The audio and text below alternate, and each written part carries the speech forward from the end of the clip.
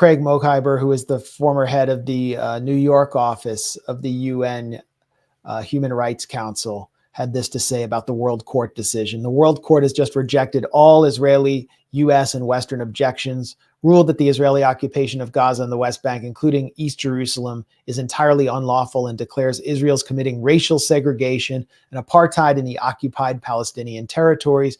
Importantly, they ruled that the Oslo agreements do not and cannot trump the obligations of international law, which protect the rights of the Palestinian people, and it rules that Israel must evacuate all settlers, dismantle settlements and the wall, and allow all Palestinians who are forced out to return. So the right of return, which is enshrined in UN Resolution 194, is affirmed by this decision. This is obviously a legal nightmare for Israel. And if you look at the statements of Netanyahu and his ministers, they're not responding with international law. They're not responding to this with any legal argument. They're simply responding to it by banging the Bible and invoking the Holocaust, which they're currently reenacting in Gaza, and it's not going to work anymore. Unfortunately, these decisions have no possible enforcement mechanism. So, yeah, but they do underscore that all the people who claim to care about the rules-based international order and human rights are all just complete frauds. And you've seen already today, to the extent there's been commentary about the ICJ ruling, all the Israel supporters in Congress like Debbie Wasserman Schultz having a complete meltdown, because it underscores that they're on the side of, the worst rogue state in the world, Israel, and everything it's doing. So legally, practically means nothing, but morally, rhetorically, there is some significance there, and it does give Palestinians more rhetorical ammo to press their case. And all these claims from Israeli propagandists that Gaza is not under Israeli control, it's completely dismantled by rulings like this.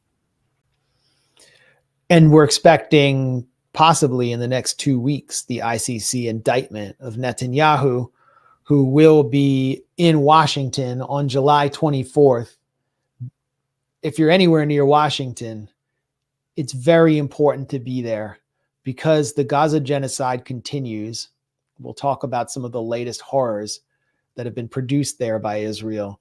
It continues, but it's now in many ways drowned out as the U.S. campaign kicks into high gear, drowned out by the injury to Donald Trump's ear and the assassination attempt, by Hulk Hogan ripping his shirt off at the RNC just moments before Reverend Franklin Graham appears on stage.